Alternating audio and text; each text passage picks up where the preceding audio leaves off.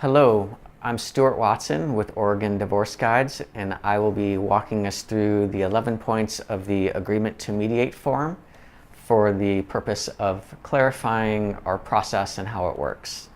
It might be helpful to print out the form so that you can follow along, or you can take a look at it after the video. I also invite you to pause the video when questions come up so that you can write them down and bring those to our in-person free consultation. The first section of the Agreement to Mediate is the Confidentiality section. Number 1, all discussions that happen during mediation are confidential.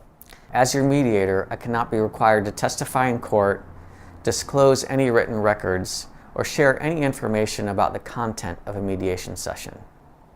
This is protected by Oregon state statute.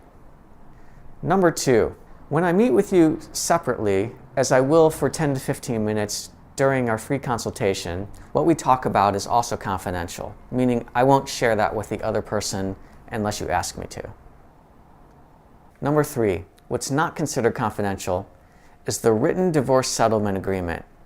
Once you've had time to go back and forth refining it, and it reads as you'd like, each of you sign it and date it. This agreement is what is then filed with the courts and becomes your legal divorce settlement agreement. In other words, everything's confidential until it's written down on paper and you've signed it and dated it. Number 4 is a conversation about your expectations of confidentiality with each other. Each of you might have professionals with whom you have a privileged relationship, doctors, attorneys, counselors, and they're required to keep things confidential. As well, each of you might have friends or family that at this point could serve as a great sounding board. Maybe it's somebody who's been through divorce before and you'd like to bounce some ideas off of. The question I have is, do you have any concerns about who the other person may be speaking to in terms of what's discussed in mediation? If you do, we can explore who each of you predict you will be speaking with. You might agree that the other person can speak to specific people and will write their names onto the form and have an understanding that information will be shared in a respectful and non-disparaging manner. This next section covers process guidelines and a little more information about how it actually works at the table.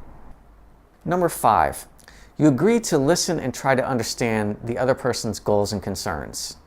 This really refers to the conflict resolution process that's used.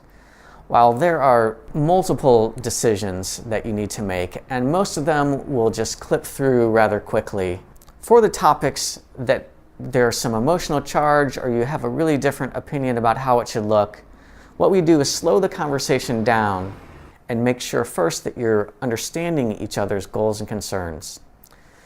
Once that's in place, we can begin to explore some options that are going to meet both of your needs. Number 6, you agree to search for fair and workable plans. In this context, fairness has 3 elements: subjective, legal, and practical. Your subjective sense of fairness might be considering the history of your marriage, your different parenting roles, your current and future income potential, what feels fair for anything you're discussing. By legal sense of fairness, we're referring to what might happen if you had attorneys litigating this or you ended up in court. This is an indicator of what Oregon family law considers as fair, in other words, what society currently considers as fair, which may be different from your own subjective sense of fairness.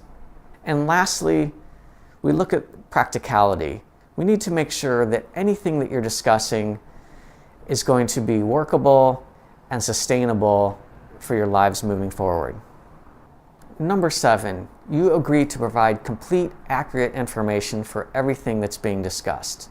This specifically refers to all of the financial statements, tax documents, and that essentially all the information is on the table to make the best decisions for your family. In addition to this, you ultimately sign a clause in the agreement stating that you have provided each other with the complete financial information. Number 8 refers to our fees. Our standard rates are $160 an hour. Unlike many divorce professionals, we don't charge for the occasional phone call or email. With us, you are only charged for the time that we actually spend in meetings, which you'll pay at the end of each meeting, and the time that we spend working on written agreements, which you'll pay within 30 days of receiving the written work. There's also a $20 meeting cancellation fee for meetings that are canceled within 4 hours of the scheduled time. The last section is a little more about the mediator's role. Number 9, you're participating voluntarily in the mediation process, and therefore cannot hold the mediator liable for the outcome of any agreements that you might reach in the process. In other words, let's say a couple years from now you're talking to somebody who got a much different divorce settlement than you did. You couldn't come back and sue me for the agreements that you made. My job is to make sure that you're not rushing into agreements, you are taking your time and getting all the advice you need to feel confident in your decisions, and that you're not making them out of anger or guilt. Number 10, while I can provide you with options to consider, I won't tell you what's right or what you should do or what's best for your family. Only the two of you can know that. If it felt like I was biased in any way towards either one of you or biased towards a certain outcome, I'd want you to let me know. It's never happened, but I suppose it's possible. As your mediator, I don't represent either one of you, and I'm not acting as an attorney. I can provide you with legal information, in other words, copies of the law, and tell you generally how it works with Oregon family law, but I cannot predict for you that if you went to court, what a judge would say in your case. Number 11 is just affirming your understanding that you can consult with an attorney at any time in the process.